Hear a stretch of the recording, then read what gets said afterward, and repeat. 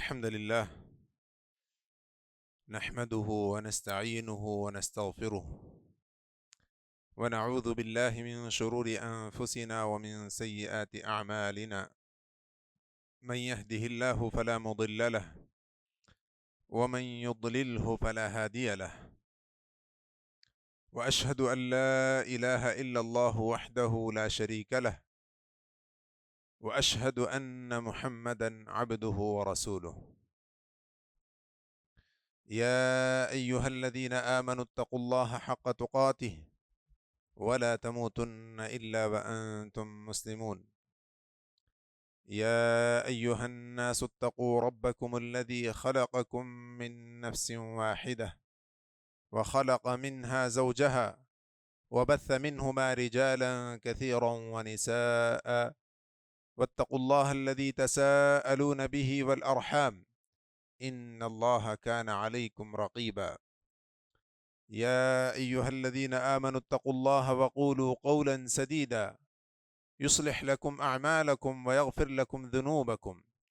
ومن يطع الله ورسوله فقد فاز فوزا عظيما أما بعد فإن أصدق الحديث كتاب الله وأحسن الهدي هدي محمد صلى الله عليه وسلم وشر الأمور محدثاتها وكل محدثة بدعة وكل بدعة ضلالة وكل ضلالة في النار فأعوذ بالله السميع العليم من الشيطان الرجيم من نفخه ونفثه وهمزه بسم الله الرحمن الرحيم فإذا فرغت فانصب وإلى ربك فارغب وعن ابن عباس رضي الله عنهما قال قال النبي صلى الله عليه وسلم نعمتان مغبون فيهما كثير من الناس الصحة والفراغ متفق علیہ۔ تمام قسم کی حمد و ثنا، کبریائی و بڑائی، تعریف و توصیف اس وحدہ لا شریک کے لیے لائق و زیبا ہے جس کی سلطنت میں یہ ساری کائنات چل رہی ہے اور جس نے اس ساری کائنات کو بغیر کسی تھکاوٹ اور بغیر کسی راحت کے سنبھالے ہوئے، بعدہ درود و سلام ہو تمام انبیاء کرام پر، خصوصاً محمد عربی صلی اللہ علیہ وسلم پر، کہ جن کو رب العزت نے ہمارے لیے ہر معاملے میں، ہر شے میں، ہر چیز میں ہمارے لیے اسوہ اور نمونہ قرار دیا ہے۔ معزز سامعین، گرمی کی چھٹیاں قریب ہیں، لوگ مختلف قسم کی پلاننگز کر رہے ہیں، چھٹیوں میں کیا کریں کیا نہ کریں۔ ہر شخص اپنی اپنی خواہش کے مطابق، اپنی سوچ اور اپنی فطرت کے مطابق، اپنے گول اور اپنے ہدف کے مطابق پلاننگ کر رہا ہے۔ یہاں ایسے وقت میں جب یہ چھٹیاں آ رہی ہیں اور جس کے لیے یہ ساری پلاننگز ہو رہی ہے، تو معزز سامعین ہمیں غور کرنے کی ضرورت ہے کہ یہ چھٹیاں اپنے آپ میں بہت سارا خالی وقت لیے آ رہی ہیں، بہت سارا خالی وقت لیے آ رہی ہیں، جہاں بچوں کو، نوجوانوں کو اپنے وقت کی فکر کرنے کی ضرورت ہے، وہیں والدین کو، سرپرستوں کو، اولیاء امور کو اپنے ماتحت رہنے والے بچوں کے اوقات کی فکر کرنے کی ضرورت ہے۔ فارغ اوقات نہ صرف یہ کہ وہ فارغ اوقات ہیں، خالی اوقات ہیں، بلکہ یہ بھی ایک بڑی مصیبت ہے کہ جہاں بچے اپنے ہوم ورک سے خالی ہیں، صبح اٹھ کر اسکول جانے سے فارغ رہتے ہیں، وہاں والدین کی بہت بڑی ذمہ داری بھی بن جاتی ہے، کیونکہ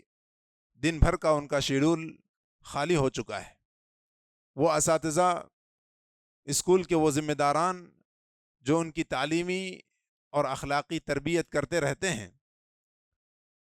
وہ بچے ان کی نظروں سے اوجھل ہو چکے ہیں، ان کی یہ نگرانی بچوں کے اوپر سے ختم ہو چکی ہے۔ تو ایسے وقت میں والدین کے سر پر بہت بڑی ذمہ داری، بہت بڑا تربیتی معاملہ اور بہت بڑا بوجھ اس ناحیے سے ان کے سر پر آ جاتا ہے کہ وہ اپنے اولاد کی، اپنے ماتحت بچوں کی، نوجوانوں کی فکر کریں، کیونکہ اللہ کے نبی صلی اللہ علیہ وسلم نے صحیح حدیث میں، صحیح بخاری اور صحیح مسلم میں موجود عبداللہ ابن عباس رضی اللہ عنہما کی وہ حدیث جسے میں نے ابتدا میں پڑھی ہے، فرمایا نعمتان مغبون فیہما کثیر من الناس، فرمایا کہ دو نعمتیں ایسی ہیں جس میں اکثر لوگ خسارے میں پڑے ہوئے ہیں، جس کا سودا لوگ اکثر گھاٹے کے ساتھ کرتے ہیں۔ عجیب بات ہے کہ وہ عقل مند لوگ، وہ اپنے آپ کو دنیا کا سب سے ذہین اور فطین تصور کرنے والے لوگ، اللہ رب العزت کی ان دو نعمتوں میں خسارے کا، گھاٹے کا، نقصان کا سودا کر رہے ہوتے ہیں۔ وہ دو نعمتیں کیا ہیں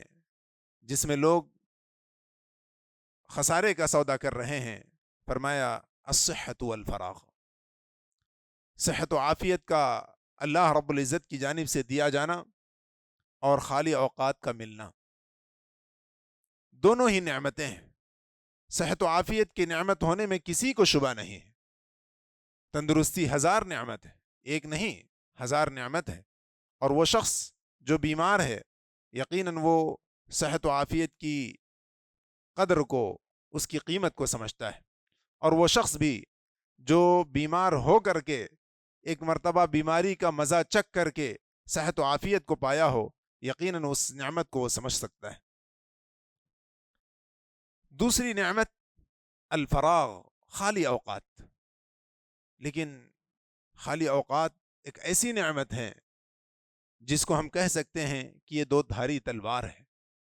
دو دھاری تلوار کی طرح سے ہے۔ اگر ان خالی اوقات کو صحیح چیز میں صرف کیا گیا تو یقیناً ہمارے لیے وہ تلوار، وہ چاقو ہمارے لیے مفید، یعنی مفید جو ہے وہ بہت سارے فائدے ہمیں یعنی فائدے عطا کرے گی، اور اگر ہم نے اس کو غلط چیز میں استعمال کیا تو یقیناً ہمارے سر پر بہت سارا وبال بھی آ جائے گا۔ معزز سامعین،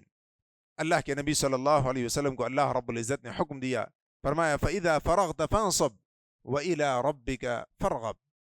کہ جب آپ فارغ ہو جائیں، جب اپنی نبوت کے کاموں سے خالی وقت پا جائیں، فَانصَب، اپنے اللہ رب العزت کے ذکر و اذکار میں، اللہ رب العزت کی عبادت میں آپ مصروف ہو جائیں۔ خالی اوقات کا ملنا یہ ایک بہت بڑی نعمت ہے۔ آدمی کی روٹین، آدمی کا شیڈول اسے عموماً خالی رہنے نہیں دیتا، اگر اس کے باوجود کسی وقت آدمی کو خالی وقت مل جائے تو یہ بہت بڑی غنیمت اور بہت بڑی نعمت ہے۔ لہٰذا اس کو اللہ رب العزت کی عبادت میں، اللہ رب العزت کے ذکر و اذکار میں، ایسے معاملات میں جس سے اللہ رب العزت خوش ہو جائے، جس سے اللہ رب العزت راضی ہو جائے، جس سے آخرت کا توشہ بن جائے، ایسی چیزوں میں ہمیں اس کو خرچ کرنا چاہیے۔ لہذا اللہ رب العزت نے اسی چیز کی طرف اللہ کے نبی صلی اللہ علیہ وسلم کو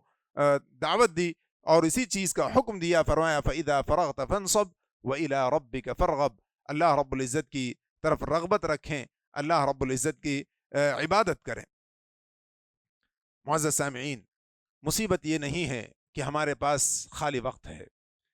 اس سے بڑی مصیبت یہ ہے، یہ چھٹیاں جس کو ہم چھٹی کہتے ہیں، جس کو ہم خالی اوقات کہتے ہیں، بسا اوقات لوگ یہ سمجھنے لگتے ہیں کہ ہم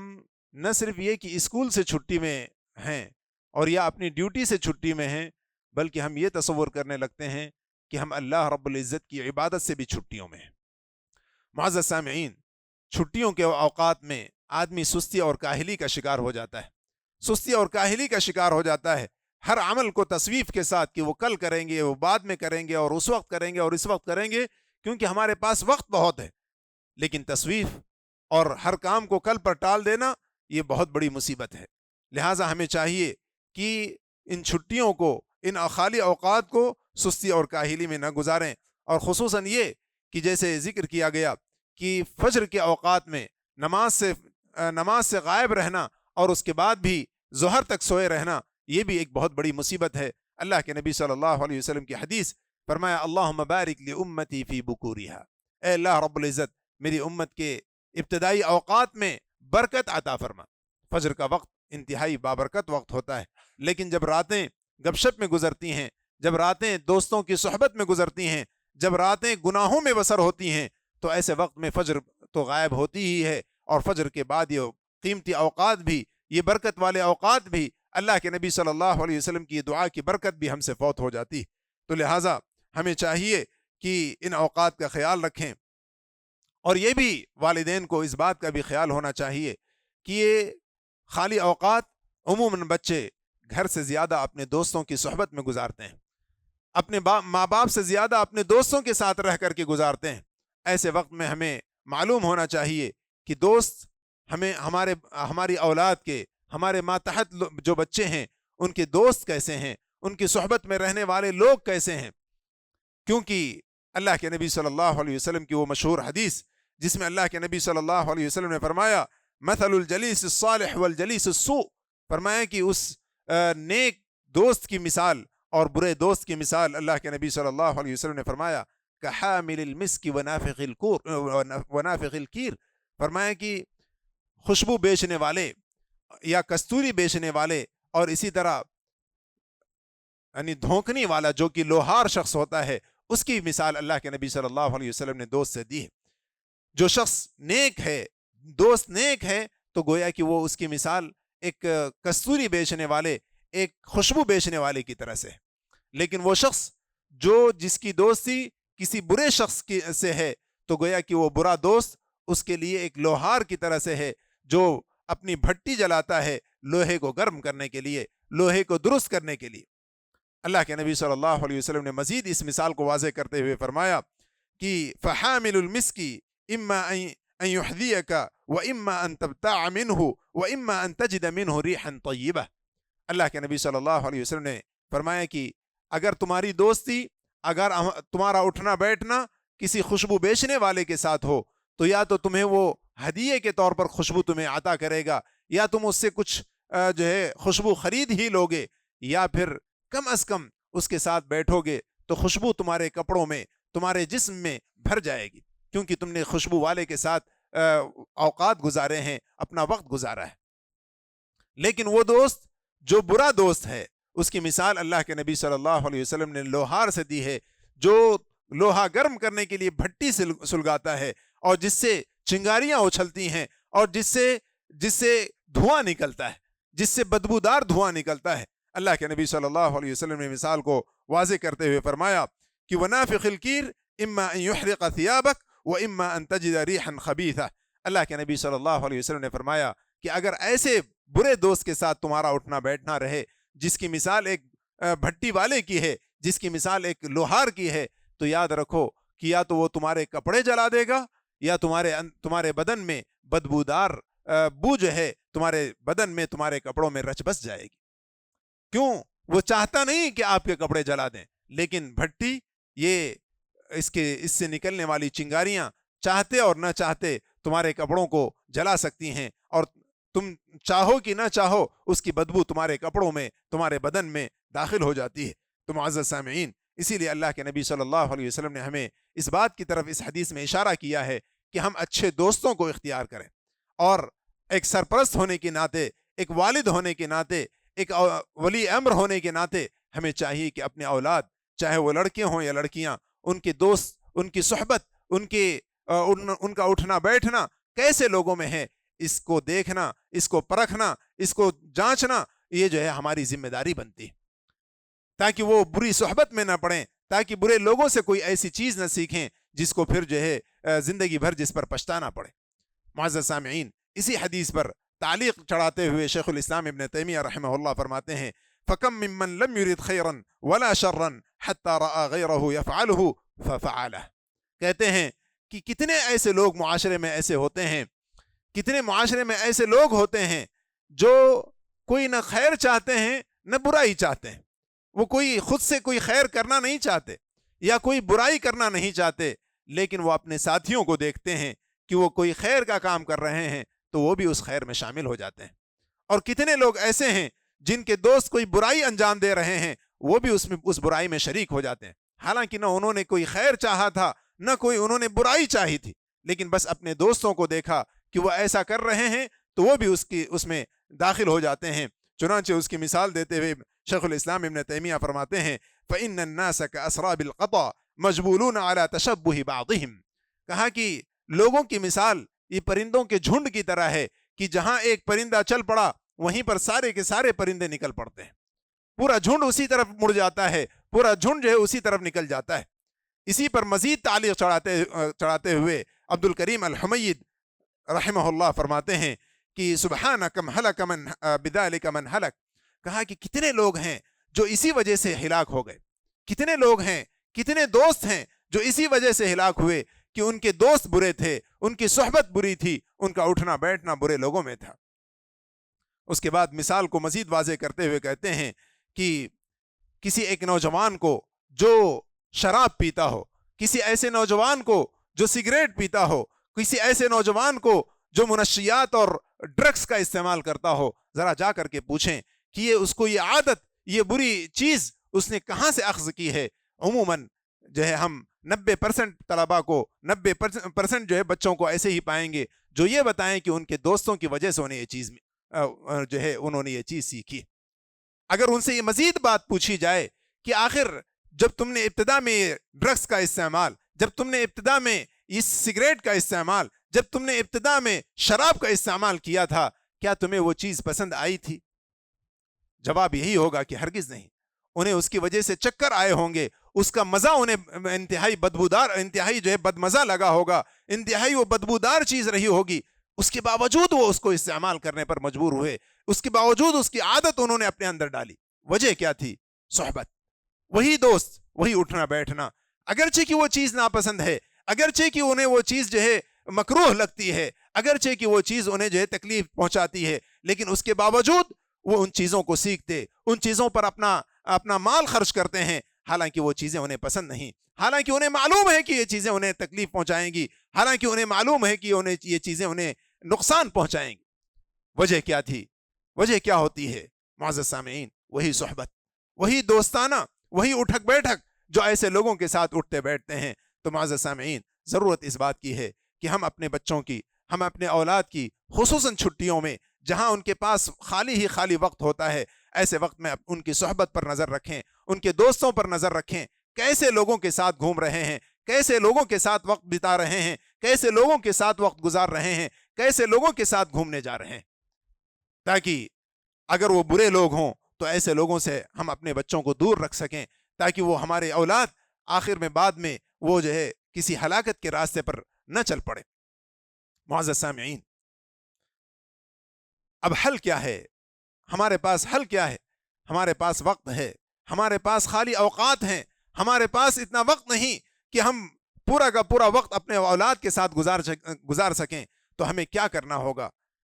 ایسے وقت میں کیا پلاننگ کرنی ہوگی جس کے ذریعے سے ہماری اولاد کسی بھی قسم کے نقصان سے دوچار نہ ہو سکے؟ تو معزز سامعین، سب سے پہلی چیز یہ کہ ہمیں چاہیے کہ ہم ان کے اوقات کو کسی بہتر چیز میں صرف کرنے کی کوشش کریں، کسی خاص ایسے کام میں صرف کرنے کی کوشش کریں جو ان کے وقت کو صحیح، جس سے ان کے اوقات کا صحیح استعمال بھی ہو اور جس سے ان کا کچھ فائدہ بھی ہو جائے، چاہے وہ دنیاوی فائدہ ہو چاہے اخروی فائدہ ہو۔ مثال کے طور پر آج کل ہم جو ہے معاشرے میں ایک چیز دیکھتے ہیں، سمر کورس کا اہتمام، کہیں جو ہے اسلامک سمر کورس ہیں تو کہیں پر جو ہے دنیاوی سمر کورس ہیں، کہیں پر جو ہے دینی تعلیم دی جا رہی ہے تو کہیں پر جو ہے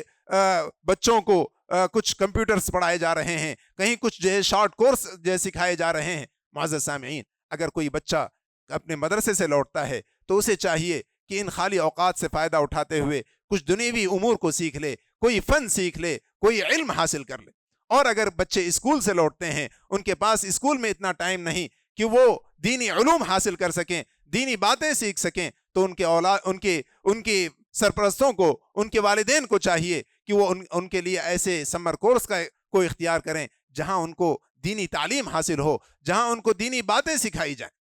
اور اسی طرح دوسری چیز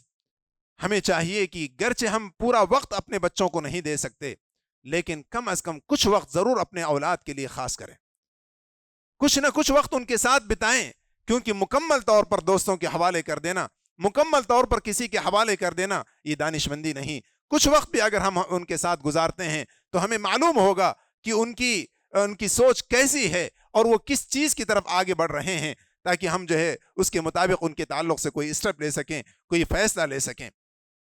اور اگر بچے گھر میں بھی رہتے ہیں تو انہیں موبائل کے حوالے، انہیں اسکرینوں کے حوالے کرنے کے بجائے کوشش کریں کہ کچھ ایسے کھلونے، کچھ ایسی چیزیں جو انہیں ان کے وقت کو، خالی اوقات کو بھر دیں، جو ان کے لیے کسی نہ کسی طرح سے کوئی مفید جو ہے ان کا کوئی فائدہ انہیں پہنچا دے، ایسے کھلونوں کا انتظام کریں۔ یاد رکھیں خالی وقت یقیناً ہمیشہ جو ہے ان کے لیے نقصان دہ ہو سکتا ہے۔ چنانچہ امام شافعی رحمہ اللہ کہتے ہیں اذا لم تشغل نفسك بالحق شغلتك بالباطل، اگر جو ہے خالی وقت کو اچھے چیز کے ذریعے سے حق کے ساتھ جو ہے اگر صرف نہیں کیا گیا تو باطل تمہیں اپنے جو ہے جھانسے میں لے لے گا، اور باطل چیزیں تمہیں جو ہے اپنے آپ میں مشغول کر دیں گی۔ چنانچہ اللہ کے نبی صلی اللہ علیہ وسلم نے اسی بات کو فرمایا کہ اغتنم خمسا قبل خمس، اللہ کے نبی صلی اللہ علیہ وسلم نے فرمایا کہ 5 چیزوں کو 5 چیزوں سے پہلے غنیمت جانو، حیاتک قبل موتک، اپنی موت سے پہلے زندگی کو غنیمت جانیں، کیونکہ یہ دنیا یہ مزرعۃ الآخرہ ہے، یہ جو ہے دنیا، یہ دنیاوی زندگی آخرت کی کھیتی ہے، جیسے بوئیں گے قیامت کے دن ویسے ہی ہمیں حاصل ہوگا۔ آگے فرمایا وصحتک قبل سقمک، اور اسی طرح جو ہے اپنی صحت و عافیت کو بیماری کے آنے سے پہلے غنیمت جانیں، وحرمک قبل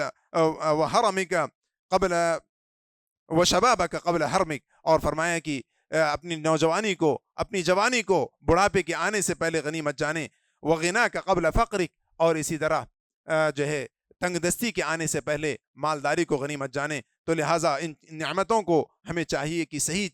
ڈھنگ سے استعمال کریں، ان کو صحیح چیزوں میں صرف کریں، تاکہ یہ چیزیں ہمارے لیے قیامت کے دن مصیبت نہ بنے بلکہ یہ ہمارے حق میں خیر کا سبب بنے۔ اللہ رب العزت سے دعا ہے کہ رب العزت ہمیں اپنے خالی اوقات کو صحیح چیزوں کے ذریعے سے دنیاوی اور اخروی فائدہ اٹھانے کی رب العزت ہمیں توفیق عطا فرمائے۔ اللہ رب العزت ہمیں اور ہماری اولاد کو، ہمارے ماتحت بچوں کو اللہ رب العزت صحیح اور صحیح چیزوں کی توفیق عطا فرما۔ اللہ رب العزت انہیں کسی بھی قسم کے نقصان اور کسی بھی قسم کے ضیاع سے رب العزت انہیں محفوظ فرما۔ آمین۔ وآخر دعوانا ان الحمد للہ رب العالمین۔